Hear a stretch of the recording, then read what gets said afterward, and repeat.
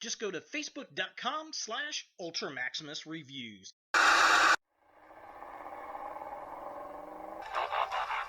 Oh, hey, Nightbird is a ninja. She doesn't transform into the Batmobile.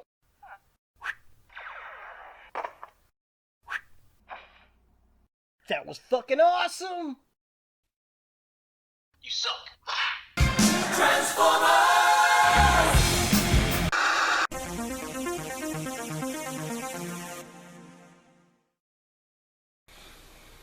Hello YouTube, Ultra Maximus back with another toy review, and today we have something very fun. It's a Generations Selects Transformers War for Cybertron Trilogy Nightbird. Now, I picked this figure up from Big Bad Toy Store. I got it for $21.99 plus shipping and tax, which it all came to about 30 bucks total.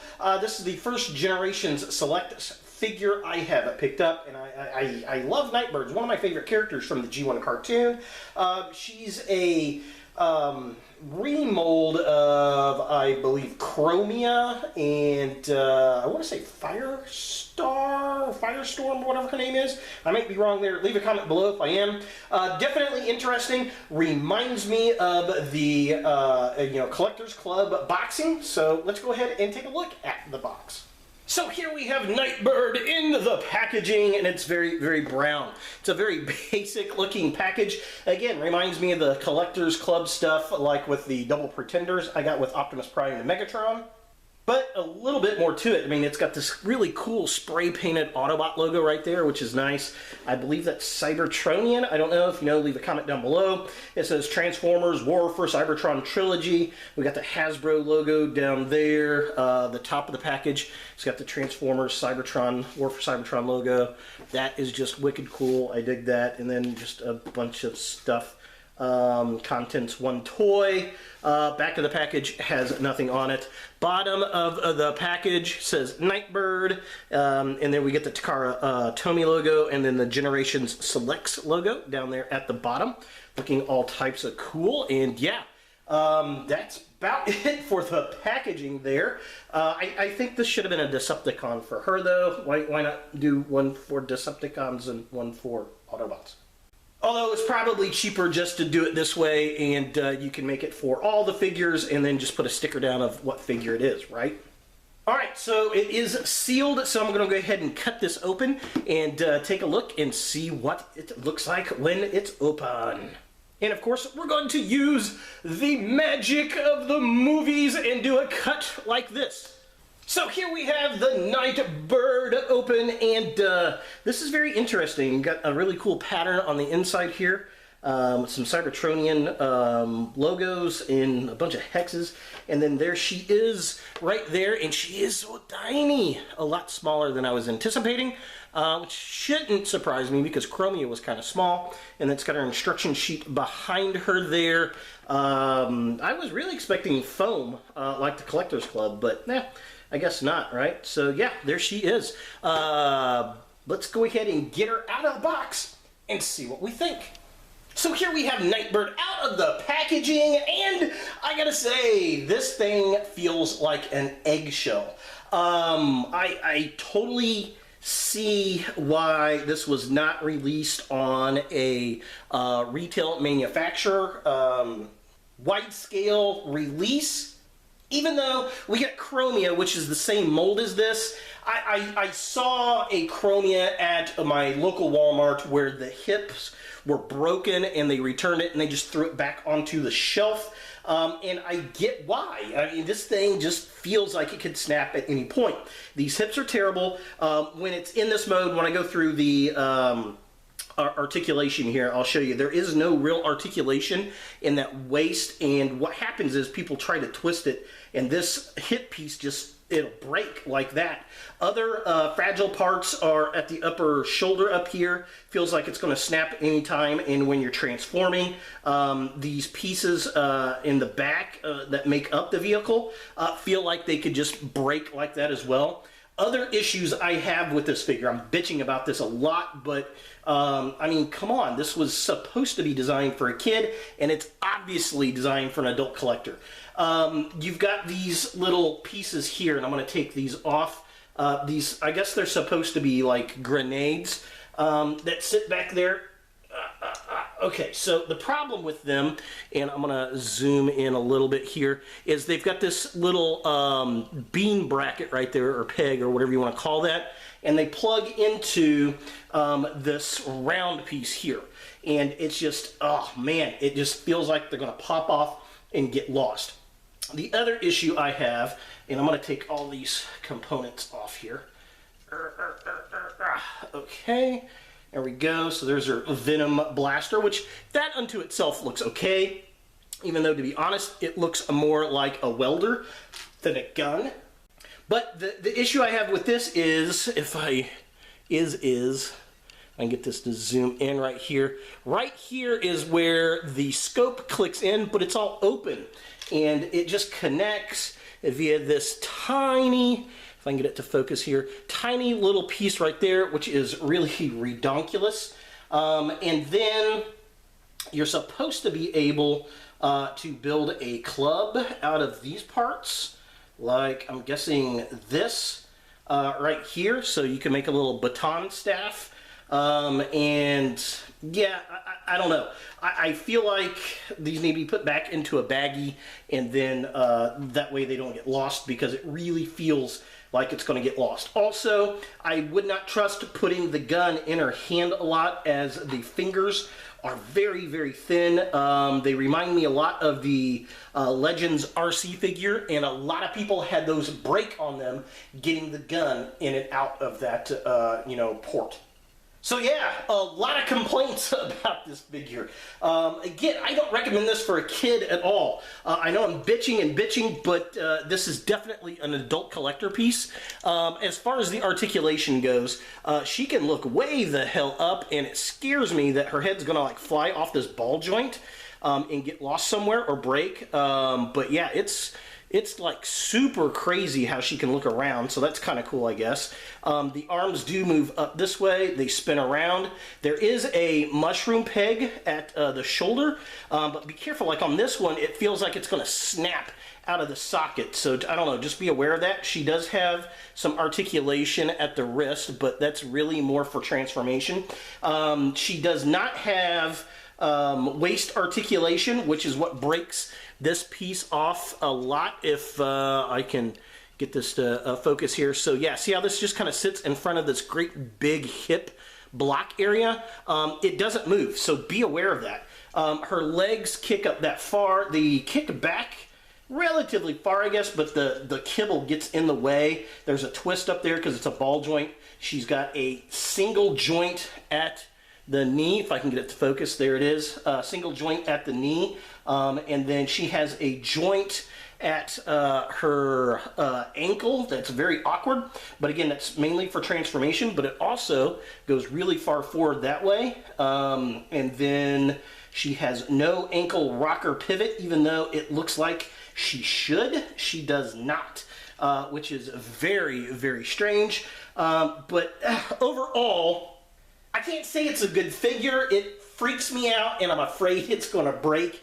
It's a neat looking figure, but that's about as best as I can go with it right now.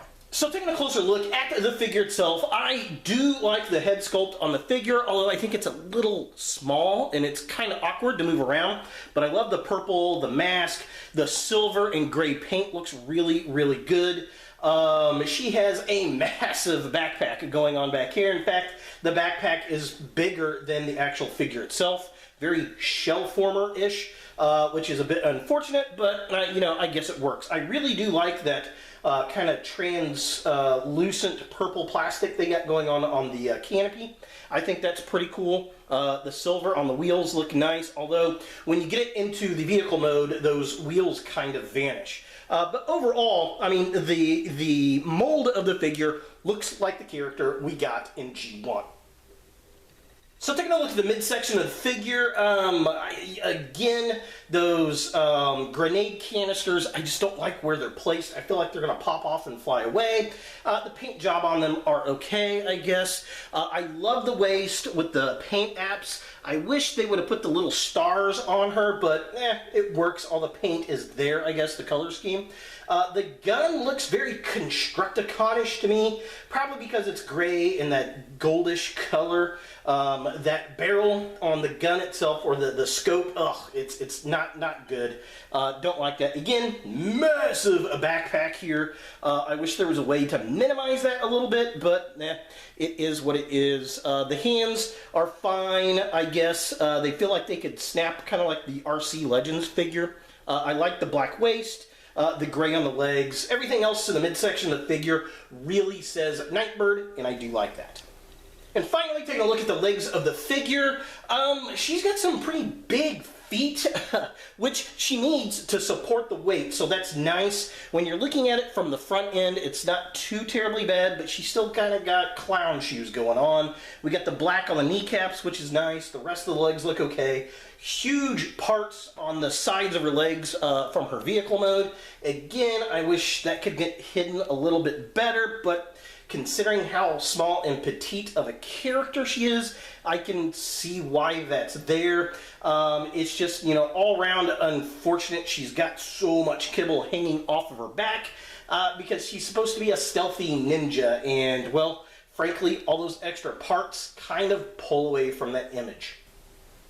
For comparison, here we have a Nightbird next to Red Alert from about the same wave. I mean, she's from the Generation Select line, but it's all from the Transformers Siege type of line. Scale-wise, I mean, she's okay. She just looks really, really bulky with that backpack compared to Red Alert here. I don't know, he just looks better constructed. And here we have a Nightbird in her vehicle mode, and it's actually not too terribly bad. I like it. I like the design. It's very Batmobile or very Viacom looking. Lots of great detail. I don't like the fact that the wheels are kind of hidden back here in the back. We unfortunately see some hands in the back here, and I will say that these tailpipes that are the gun or the grenade pieces fall off like that, so be aware of that. Again, not a good toy for kids. Transformation on this thing, very, very sketchy because it feels so thin. In fact, I don't have it quite, there we go. It feels so thin like it's going to snap off at so many points in the transformation, so be very, very careful with it. I do love this purple canopy they got going on here. That is gorgeous. The factor body actually makes a nice little kind of rear engine piece going on there, and then we got the gun at the top, which, I mean, works for the Cybertron mode, I guess. I'm going to go ahead and take that piece off. Overall, I think it looks pretty cool. Definitely dig it. Got some nice detail, like I said, so just kind of a close-up. If I can get it to focus here. There we go. Yep, I like the headlights in the front, all of the detail on the side of the vehicle, that canopy. It's got a nice matte finish, which is very, very cool. But yeah, look at all that detail. Very cool, very nice. I do like their grenade canisters as the tailpipes back there. It matches the deco. They just fall off super easy, and I hate the fact that you can see the hands back there. That's just really unfortunate, but yeah, overall, definitely very cool. I love the I guess blasters right there. Those look kind of cool. Looks like there should be something plugged into them. But yeah, overall, definitely not a bad vehicle mode. Could have been worse, that's for sure. So is the Transformers Generations Select Nightbird something that you want in your Transformers collection? Well, I will say this. If you are a Nightbird fan and you want to get all of the official Nightbird figures, you're going to want to get this figure. If you are a kid, this is not a good toy. Absolutely not. This is an adult collector piece. I'm really kind of shocked because it's basically Chromia's build, just modified slightly, and I'm not too terribly surprised. Now, looking back, I saw a Chromia figure sitting at Walmart that got returned because the hips were broken on it. And I can see why. This is a fragile figure.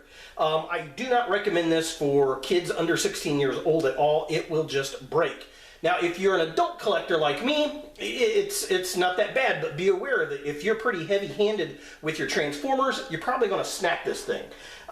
This is something I'm probably going to put back into the box it came in and just leave it there because I feel like it's that fragile. I feel like the hips are going to go out on it, it's going to fall over, and it's going to snap. That being said, it is pretty cool looking. I will give it that. I think it just missed the mark on a lot of things. The fragility of it, those little weapon canisters, and the piece that sits on her gun. I feel like those could get lost very easily too. And they were just, I don't know, badly designed. This is such an afterthought figure, I think, that I don't know. I want to say I'm surprised that they put it out, but I'm not really. Again, with all that complaining said, it's an okay figure for an adult collector. If you're a Fairweather fan, super easy to pass. I will say, it's a good thing it's not that expensive. So there she is, Nightbird from Transformers War for Cybertron Siege. Hey guys, thanks for watching. If you like this video, thumbs it up. If you hate this video, thumbs it down. To watch more Ultra Maximus, click on the links to the right. Don't forget to subscribe and share, like us on Facebook, and look for more videos in the future.